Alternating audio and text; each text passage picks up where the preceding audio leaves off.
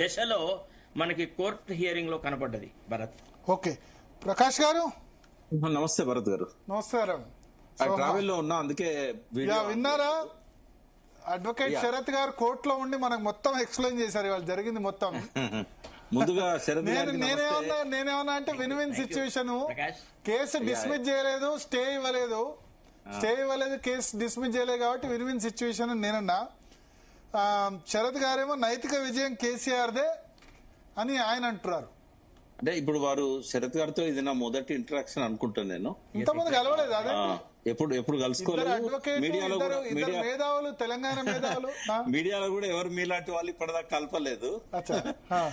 వేణుగోపాల్ గారికి కూడా నమస్తే. భరత్ చూసారు, ఒకళ్ళొకళ్ళు టీవీలో అయితే చూసుకున్నారు, రోజు చూస్తున్నాం.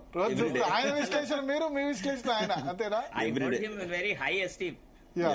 థ్యాంక్ యూ భరత్ గారు. నేనేమంటున్నా, వారితో ఏకీభవిస్తూ ఇది వన్ సైడ్ విక్టరీయే. అంటే కేసీఆర్ గారు స్టే అన్నది ఇప్పుడు అవసరం లేదు, ఎందుకంటే గవర్నమెంటే ముందుకొచ్చి మేము ఎటువంటి దీని మీద చర్యలు తీసుకోము అసెంబ్లీలో పెట్టేదాకా అని చెప్పిన తర్వాత అది వన్ సైడ్ విక్టరీ అవుతుంది. ఇక ఇన్సిస్ట్ చేయాల్సిన అవసరం కూడా లేదు ఆ ఇంటరిమ్ స్టే ఇవ్వమని చెప్పి.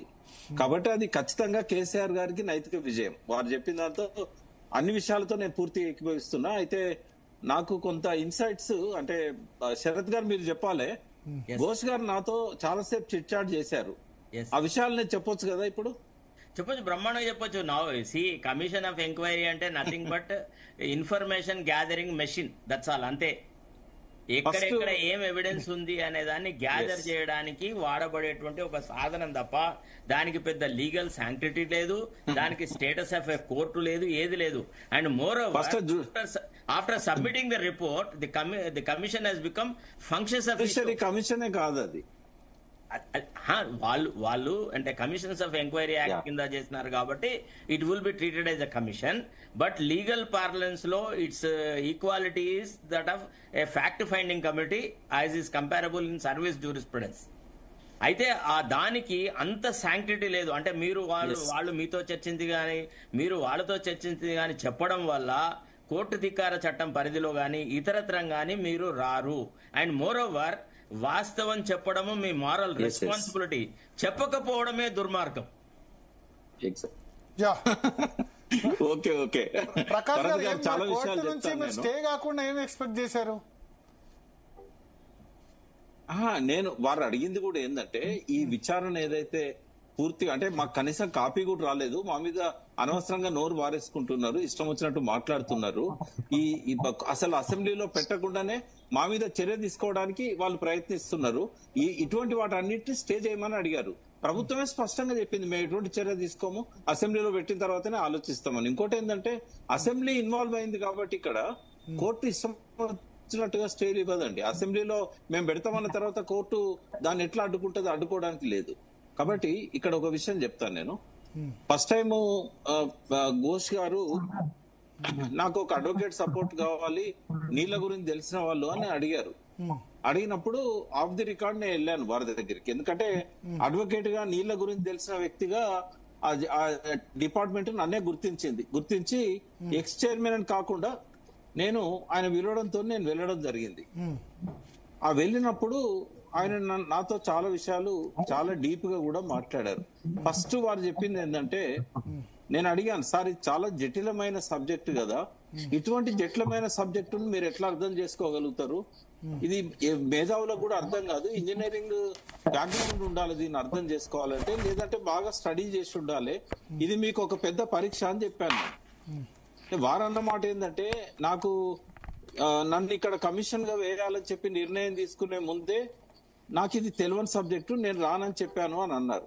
మళ్ళీ ప్రధానమంత్రి గారితో ఒత్తిడి తేవడం వల్ల నేను రావాల్సి వచ్చింది అని చెప్పారు. అంటే ఇక్కడనే వారికి దీని మీద సమగ్రమైన కాదు కదా, కనీసమైన అవగాహన కూడా ఈ ప్రాజెక్టుల మీద, నీళ్ల మీద లేదు అనేది నాకు అర్థమైంది. అర్థమైన తర్వాత నేను అడిగాను, మీకు నేను ఎలాంటి సహాయం చేయాలి అంటే, నా దగ్గర ఇన్ఫర్మేషన్ లేదు, చాలా ఇన్ఫర్మేషన్ నా దగ్గర కావాల్సిన అవసరం ఉన్నది అని అంటే, నెక్స్ట్ విజిట్ లో నేనేం చేశాను, ఒక 60-70 రిపోర్ట్లు, పుస్తకాలు, నా దగ్గర ఉన్న మొత్తం లైబ్రరీ అనుకోండి కాళేశ్వరం మీద మొత్తం తీసుకుపోయి ఇచ్చాను. ఇచ్చిన తర్వాత ఏమన్నారు, సరే మీరు ఇవన్నీ ఇవ్వడం వల్ల నాకు ఉపయోగం జరిగింది, నేను ఇచ్చిన దాని నుంచి చాలా వరకు ఆయన ఇవి నా దగ్గర రాలేదు, ఇవి నేను చూడలేదు, ఇవన్నీ కూడా మీరే ఫస్ట్ టైం ఇచ్చారు, థ్యాంక్స్ అని చెప్పారు. తర్వాత నన్ను అడిగారు ఆయన, మీరు అర్థం చేసుకున్నారు కాబట్టి సమగ్రంగా నాకు ఒక నోట్ లాగా రాసివ్వండి అఫిడవిట్ రూపంలో అంటే దాదాపు 17 పేజీల నోట్ రాశాను భరత్ గారు నేను. బట్ ఆయన దురదృష్టం ఏంటంటే ఆయనకు అదంతా చదివే టైం ఉందో లేదో తెలియదు. బట్ నేను చెప్పిన అంశాలు, నేను అండర్లైన్ చేసి ఇచ్చిన అంశాలు కూడా ఆయన తన తీర్పులో ఆయన చూపెట్టలేదు, ఆ నివేదికల్లో నాకు కనబడట్లేదు 60 పేజీలలో. దానికి బదులుగా కొన్ని అపోహలు, కొన్ని అపార్థాలు, గతంలో జరిగిన ప్రచారాలు, వాటికి ఆయన విలువ ఇచ్చినట్టుగా నాకు కనబడ్డది. నంబర్ 1 ఏంటంటే వారు ఎప్పుడు కూడా ట్రయల్ కోర్టులో ప్రాక్టీస్ చేసినట్టు నాకు తెలియదు. ఇప్పుడు విట్నెస్ లను ఎగ్జామిన్ చేసేటప్పుడు క్రాస్ ఎగ్జామినేషన్ కి అవకాశం ఇవ్వాలనేది సుప్రీంకోర్టు రూలింగ్ లో ఉంది. మరి వాళ్ళు 1952లో వచ్చిన ఈ కమిషన్ ఆఫ్ ఎంక్వైరీ యాక్ట్ చదువుకున్నాడా, తర్వాత వచ్చిన రూలింగ్స్ కూడా ఆయన ఫాలో అయ్యాడో నాకు తెలియదు.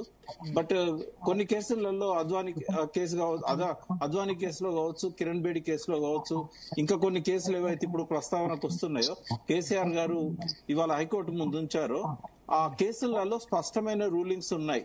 క్రాస్ ఎగ్జామినేషన్ కు అవకాశం ఇవ్వాలనేది సెక్షన్ 8C లో ఉంది. తర్వాత ఖచ్చితంగా నోటీసులో ఇవన్నీ తన మీద అడిగే ప్రశ్నలకు సంబంధించిన అంశాలను మెన్షన్ చేయాలి, అవసరమైతే డాక్యుమెంటరీ ఎవిడెన్స్ ఏదైనా ఉన్నట్టయితే వెంట తీసుకురావాలని చెప్పి సెక్షన్ 8B లో ఉంది. బట్ ఇక్కడ 2 వైలేషన్ కనబడతా ఉన్నాయి. క్రాస్ ఎగ్జామినేషన్ కి అవకాశం ఇవ్వలేదు, ఆయన ఏమేమి రికార్డ్స్ అతను అడిగే ప్రశ్నలకు సంబంధించి డాక్యుమెంట్స్ ఏం తేవాలనేది కూడా చెప్పలేదు. తర్వాత అనేక అంశాల మీద ఓవర్లుక్ చేశారు. ఉదాహరణకు వ్యక్తిగా తను అక్కడ నిర్ణయం తీసుకొని కట్టారు అనేది కాదని చెప్పడానికి ఆయనకి ఇచ్చిన రిపోర్ట్స్ లోనే సాక్ష్యాలుగానే మేము చాలా డాక్యుమెంట్స్ ఇచ్చాం. వ్యాప్కోస్ రిపోర్ట్ ఇచ్చాం, తర్వాత దాని మీద జరిగిన మినిస్టర్స్ రిపోర్టు, ఎక్స్పర్ట్స్ రిపోర్టు లో స్పష్టంగా ఉంది మేడిగడ్డ కట్టమని. కానీ ఆయన ఇచ్చిన 60 పేజీ దాంట్లో అసలు మేడిగడ్డ కట్టద్దు అన్నారు, ఎక్స్పెన్సివ్ అన్నారని ఉత్తమ్ కుమార్ రెడ్డి ప్రజెంటేషన్ లో చూపెట్టాడు. అది ఎట్లా సాధ్యం అవుతుంది? ఎందుకంటే నేను స్వయంగా ఎక్స్పర్ట్ రిపోర్ట్ మీద ఒక 20 నిమిషాలు ఎక్స్ప్లెయిన్ చేశాను ఆయనకి. 3 పేజీలలో అండర్లైన్ చేసి ఇచ్చాను, మేడిగడ్డ కట్టమన్నారు కానీ మిడ్ మానేర్ కు పంపింగ్ చేయొద్దు అన్నారు అని. ఇంత స్పష్టంగా నేను చెప్పిన తర్వాత కూడా ఆయన ఇట్లా తప్పులు ఎట్లా రాస్తాడండి? చాలా పొరపాట్లు జరిగినాయి. ఆయనకు అనుభవం లేక జరిగిందా, అవగాహన లేక జరిగిందా, సరైన పరిశీలన చేయకుండా జరిగిందా, అర్థం చేసుకోకపోవడం వల్ల జరిగిందా? ఒకటైతే నేను చెప్పగలుగుతా, నాకు ఆయన మీద రెస్పెక్ట్ ఉంది. ఆయన మేనేజ్ చేయడం ఎవరి తరం కాదు, మ్యానిపులేట్ చేయడం ఎవరి తరం కాదు. కానీ ఈ సంక్లిష్టమైన విషయం మీద ఆయనకు అవగాహన లేకపోవడం వల్ల కొన్ని పొరపాట్లు జరగవచ్చు అని నేను అనుకుంటున్నాను.